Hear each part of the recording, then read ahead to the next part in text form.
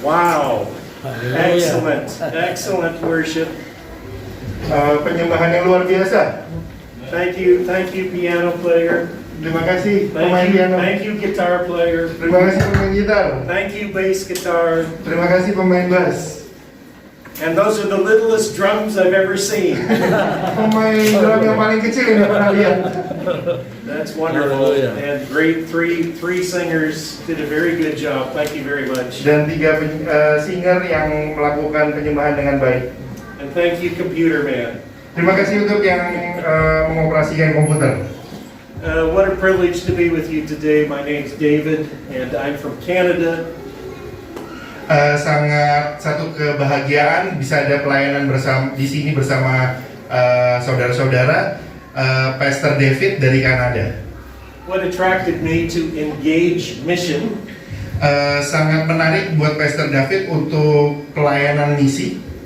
They are trying to train some of the poorest Christian leaders in the world who can't afford to go to seminary. Berusaha untuk melatih para pemimpin di negara termiskin yang nggak bisa pergi ke sekolah Alkitab. So 2 years ago, I was in Jakarta and spent a week in Kalimantan. 2 tahun, 2 years ago. 2 years ago. 2 tahun lalu dia pernah ke Indonesia dan pelayanan di Kalimantan. And we spent a week in Kalimantan going through Pontianak, the west part of Kalimantan, just to train Christian leaders who could not afford to go to seminary. Pastor David pergi misi ke Kalimantan, ke Pontianak, ke Kalimantan Barat untuk mengajarkan para pemimpin yang gak mampu pergi ke sekolah Alkitab. And that's why we go to places like India, Myanmar, Nepal, and other countries. Itu makanya kenapa misi-misinya adalah pergi ke negara-negara miskin seperti kayak Nepal, Myanmar, India untuk bisa mencetak pemimpin-pemimpin yang nggak bisa sanggup bayar untuk pergi ke sekolah kita. And believe it or not, you in Jakarta are very rich compared to some of these places. Percayalah, kita warga Jakarta sangat kaya kalau dibandingin dengan negara-negara miskin yang dia udah pergi. If you put up a PowerPoint slide, Boleh minta tolong PowerPoint-nya? just to explain something of where I'm from. Untuk menjelaskan apa yang kita akan bahas hari ini. This is my topic for the day. Trust in the God who delivers. Daniel chapter 3. Tema hari ini itu adalah percaya kepada Tuhan yang pasti menyelamatkan di dalam Daniel 3. If you go to the next slide. So, my daughter and I, in the month of September, went on a canoe trip in the wilderness of Canada. Pastor David beserta anak perempuannya pada bulan Desember ini pergi ke alam liar untuk main kano, kayak kapal kecil kano gitu di alam liar. And this is way out in the wilderness. You have to bring everything in a backpack, all your food and your tent, and you have to watch out for bears. There are no people. Kalau lagi pergi ke alam liar seperti di sana, dia harus siapin semua perbekalannya, semua makanan, semua segala macam untuk persiapan, dan juga harus hati-hati karena di sana ada beruang. And the place where I'm from has a lot of lakes. Dan tempat dari mana Pastor David berasal dari Kanada itu banyak danau. My province has 250,000 lakes. 250,000 lakes. Ada 2.500.000 danau. This is one of those lakes, and on this day the water was so still it looked like we were paddling in the clouds. Danau ini danau nyata, ini salah satu danaunya, dan saking tenang airnya sampai waktu pas dia ngayu itu kayak ngayu di atas awan karena tenang banget airnya. There are beautiful places all over the world, beautiful places in Canada, beautiful places in Indonesia. Ada banyak tempat-tempat indah di dunia, ada banyak tempat-tempat indah di Kanada, dan sebenarnya ada banyak tempat indah juga di Indonesia. My country over the next few years is bringing in 500,000 immigrants every year. Di Kanada masukin imigran dari berbagai dunia sebanyak 5.000 orang setiap tahunnya. I would love to see some Indonesians come to Canada. Pastor David bakal senang banget kalau ada salah satu imigran dari Indonesia ke Kanada. If you go to the next slide. Okay, that's the same lake. My daughter took those pictures. Oh, itu Okay, danau yang right there. sama. Sorry, your mic doesn't work. Okay. What's it? Okay. Oh, yeah. Okay. Thank you. But it's loud enough. This is the town I live in. Ini kota tempat Pastor David tinggal. My house is over here somewhere. Rumahnya di bagian sebelah sana nggak kelihatan. Yang tadi dia tunjuk. This is the United States. Itu Amerika Serikat. I live right on the border. Canada, United States. Pastor David tinggal pas di perbatasan antara Amerika dan Kanada. And this is a huge lake. Itu bukan laut, itu danau. About 400 kilometers long 400 km luasnya. and 200 kilometers wide. 200 km lebarnya. The name of the lake is Huron. Nama danaunya Huron. My church is Huron Baptist Church, Nama gerejanya Pastor David Huron Baptist Church. named after the lake. Namanya sama kayak nama danau. Okay, I just wanted you to get just a little feel for who I was. Cerita ini pendahuluan supaya kenal Pastor David lebih dekat. Okay, so if you have your Bibles, turn with me to Daniel chapter 3. Kita bisa buka bersama-sama di dalam Alkitab kita, Daniel pasal 3. And I'm going to have Bram read it in Indonesian. Saya akan membacakan untuk saudara. The whole chapter? Yes, the whole chapter. The whole chapter. Kita baca, saya bacakan Daniel. We're going to get our money's worth out of you today. Saya akan membacakan Daniel pasal 3 mulai dari ayat yang pertama. Perikopnya, perapian yang menyala-nyala. Raja Nebukadnezar membuat sebuah patung emas yang tingginya 60 hasta dan lebarnya 6 hasta yang didirikannya di dataran Dura di wilayah Babel. Lalu Raja Nebukadnezar menyuruh orang mengumpulkan para wakil raja, para penguasa, para bupati, para penasihat raja, para bendahara, para hakim, para ahli hukum, dan semua kepala daerah untuk menghadiri pentahbisan patung yang telah didirikan itu.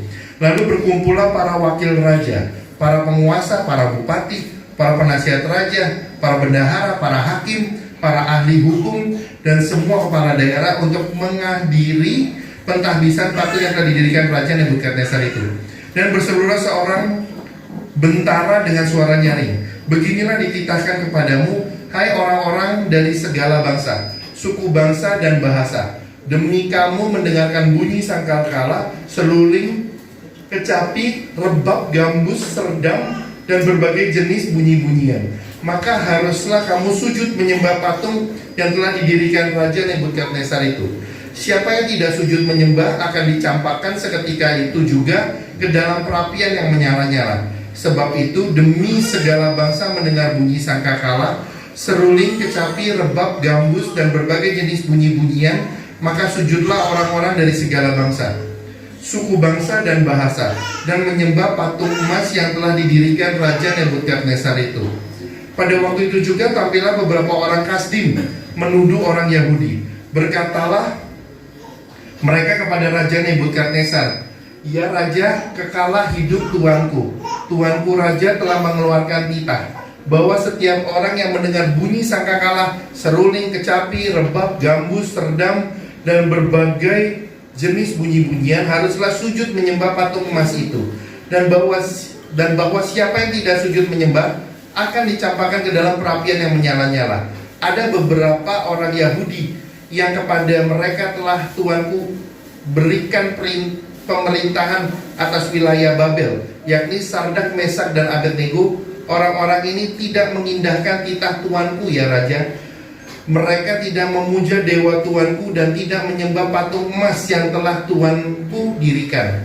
Sesudah itu Nebukadnezar memerintahkan dalam marahnya dan geramnya untuk membawa Sardak, Mesak, dan Abednego menghadap. Setelah orang-orang itu dibawa menghadap raja, berkatalah Nebukadnezar kepada mereka, apakah benar, hai Sardak, Mesak, dan Abednego, bahwa kamu tidak memuja dewaku dan tidak menyembah patung emas yang kudirikan itu? Sekarang jika kamu bersedia, demi kamu mendengar bunyi sangkakala, suling, kecapi, rebab, gambus, serdam, dan berbagai jenis bunyi-bunyian. Sujudlah menyembah patung yang kubuat itu. Tetapi jika kamu tidak menyembah, kamu akan dicampakkan seketika itu juga ke dalam perapian yang menyala-nyala. Dan dewa manakah yang dapat melepaskan kamu dari tanganku? Lalu Sadraq, Mesak, dan Abednego menjawab Raja Nebukadnezar, tidak ada gunanya kami memberi jawab kepada tuanku dalam hal ini. Jika Allah kami yang kami puja sanggup melepaskan kami, maka ia akan melepaskan kami dari perapian yang menyala-nyala itu dan dari tanganmu ya Raja. Tetapi seandainya tidak, hendaklah tuanku mengetahui ya Raja, bahwa kami tidak akan memuja dewa tuanku dan tidak akan menyembah patung emas yang tuanku dirikan itu. Maka meluaplah kegerapan Nebukadnezar, air mukanya berubah terhadap Sadraq, Mesak, dan Abednego. Lalu diperintahkannya supaya perapian itu dibuat 7 kali lebih panas dari yang biasanya. Kepada beberapa orang yang sangat kuat dari tentaranya dititahkan untuk mengikat Sadraq, Mesak, dan Abednego dan mencampakkan mereka ke dalam perapian yang menyala-nyala itu. Lalu diikatlah ketiga orang itu dengan jubah, celana, topi, dan pakaian-pakaian mereka yang lain, dan dicampakkan ke dalam perapian yang menyala-nyala. Karena titah raja itu keras, dipanaskanlah perapian itu dengan luar biasa, sehingga nyala api itu membakar mati orang-orang yang mengangkat Sadraq, Mesak, dan Abednego itu ke atas. Tetapi ketiga orang itu, yakni Sadraq, Mesak, dan Abednego, jatuh ke dalam perapian yang menyala-nyala itu dengan terikat. Kemudian terkejutlah Raja Nebukadnezar, lalu bangun dengan segera. Berkatalah ia kepada para menterinya, Bukankah 3 orang yang telah kita campakkan dengan terikat ke dalam api itu? Jawab mereka kepada raja, benar ya raja. Katanya, tetapi ada 4 orang kulihat berjalan-jalan dengan bebas di tengah-tengah api itu. Mereka tidak terluka. Dan yang keempat itu rupanya seperti anak dewa.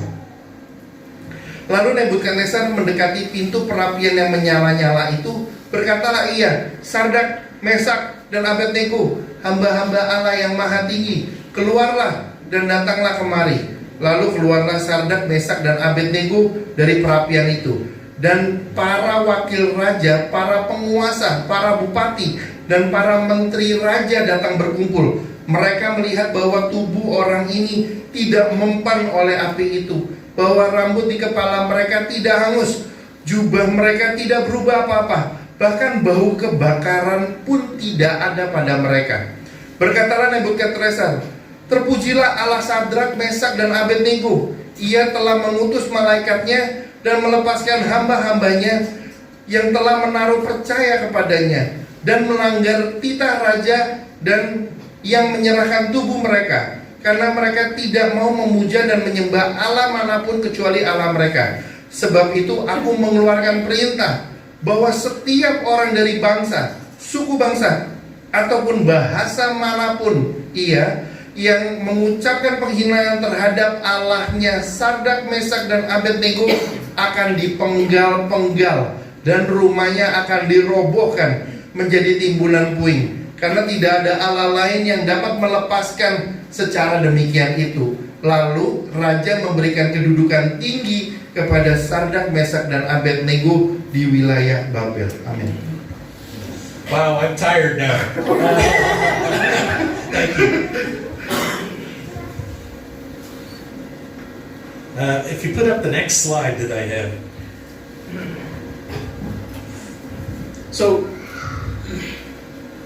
the first 7 verses, the king has a decree to worship the image or you'll be killed. Jadi di 7 ayat pertama itu membahas tentang perintah raja untuk menyembah patung tadi. At the end of the story, he has another decree. Don't say anything against God.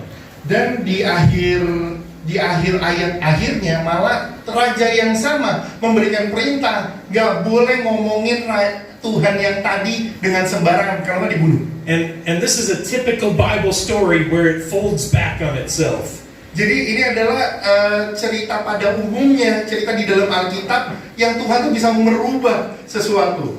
And then the next paragraph the three Jews are accused of not worshiping the image. Dan di paragraf selanjutnya dari 8 sampai 12, jadi ada orang Yahudi yang nggak mau ngikutin untuk menyembah berhala. And the end of the story, the three Jews are saved from the fire. Dan di akhir ceritanya juga sama, ada 3 Yahudi yang diselamatkan dari perapian itu. And then the third paragraph, the king is angry and demands that they worship. Dan di ayat 13 sampai 15, raja marah dan menuntut untuk mereka tunduk dan ikut menyembah berhala. And then after they tell him that they're not going to worship, you see the king's even angrier. The king angries and his threats are accomplished. He throws them in the fire. Bahkan di ayat yang lain 19 sampai 23, ancaman raja tadi itu berhasil karena ngelemparin dia ke dalam perapian eksekusi. And the most important point of the story comes in the very middle. Dan inti dari cerita ini ada di tengah-tengah perikop ini, di dalam cerita ini. And this is when Shadrach, Meshach, and Abednego speak. Itu adalah momen di mana Sardak, Mesak, dan Abednego berbicara. It's the only time they speak in the story. Malah di dalam seluruh Alkitab, ini adalah ayat satu-satunya di mana Sardak, Mesak, dan Abednego berbicara. And it's the way Daniel writes it so that you know it's the most important thing. Dan ini makanya alasan Daniel di dalam kitab Daniel, karena ini satu-satunya mereka berbicara, jadi ini sangat penting. It's the Bible writer's way of underlining it and highlighting it and saying, pay attention to this. Dan ini seperti kayak distabiloin, diwarnain, digarisbawain kalau misalnya ini sangat penting. And so when the Bible writer wants to make something pop on the page, usually somebody says it. Jadi ini penulis Alkitab, penulis kitab Daniel pengen supaya ini dinotis, dikenali dan diperhatikan karena ini sangat penting. Beautiful story writing. Cerita yang sangat menarik. And this kind of story writing is found all through your Bible. Cerita-cerita seperti ini sebenarnya ada banyak banget di seluruh Alkitab. Okay, secondly, this passage is written in Aramaic. Aramaic. Ini ditulis dalam bahasa Aramaic is the language, right? Yes. Di dalam bahasa Aramik bahasanya ditulis. Most of the Old Testament's written in Hebrew. Padahal di dalam banyak perjanjian lama ditulis dalam bahasa Ibrani. But these 6 chapters of Daniel, 2 through 7, are written in Aramaic. Oh, that's new even for me. Yes. Jadi di dalam 6 chapter ini, di dalam 6 pasal ini ditulis dalam bahasa Aramik. Perjanjian lama ditulis semua pakai bahasa Ibrani. Aramaic is a sister language to Hebrew. Ini adalah seperti kayak bahasa Indonesia yang utama, kayak Jawa sama Sunda, kurang lebih kayak gitu, kayak bersaudara, masih bersaudara. So for instance, the Hebrew word for God is El or Elohim. Di dalam bahasa Ibrani, kata Tuhan itu ditulis dalam bahasa El atau Elohim. The Hebrew word for God in Arabic is Allah. Di dalam bahasa Arab, kata Tuhan itu Allah. The Hebrew word for God in Aramaic is Elah. Oh.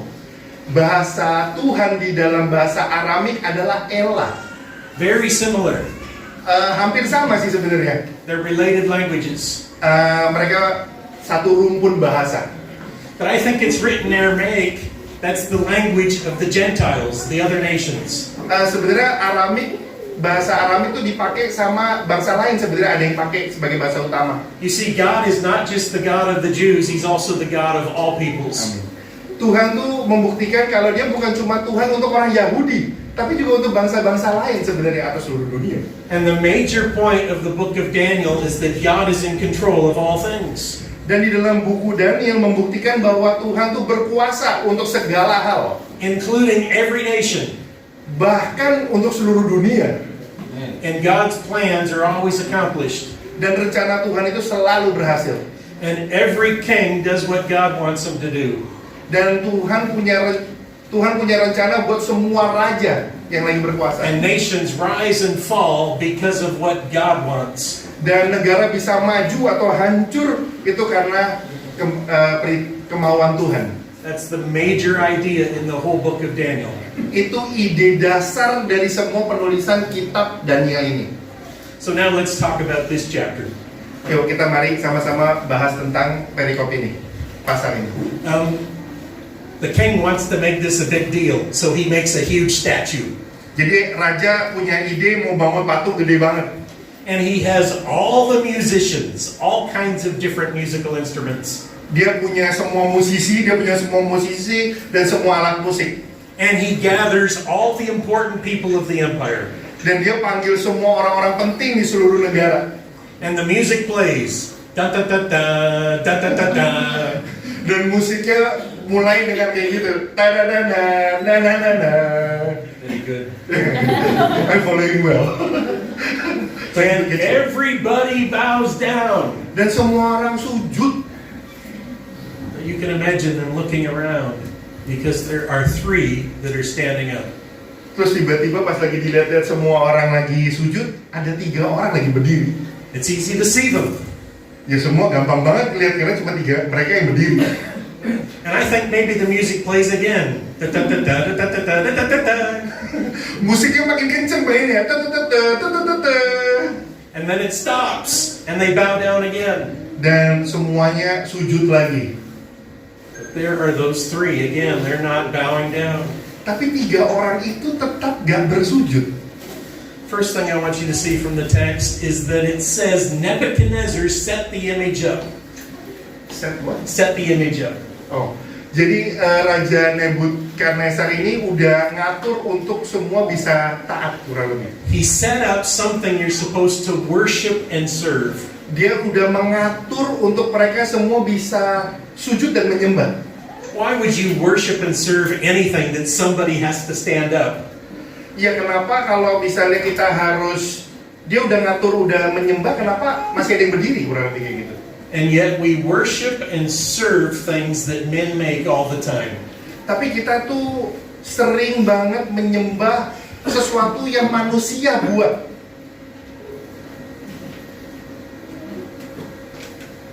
$50 Canadian. Thank you.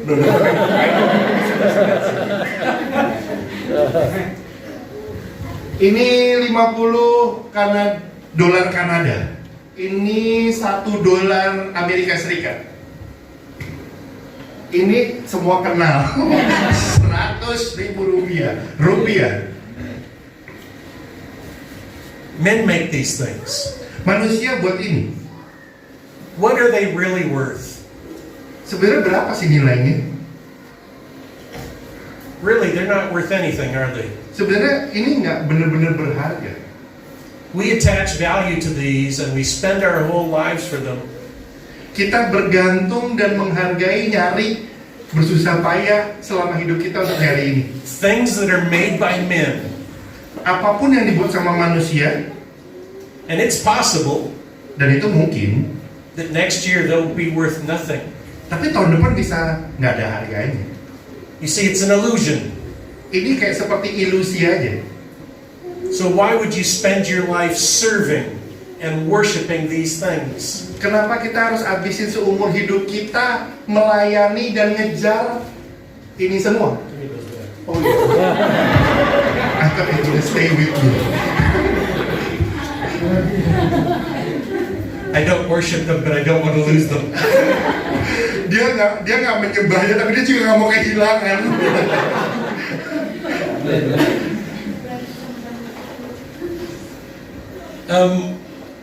So notice they accuse these 3 men of not bowing down, and they go to the king. Dan Three are not bowing down. It's those Jews. Dan raja itu justru bingung kenapa ini nggak mau menyembah dan tunduk, dan ketiganya itu orang Yahudi. I think there's some racism there. Mungkin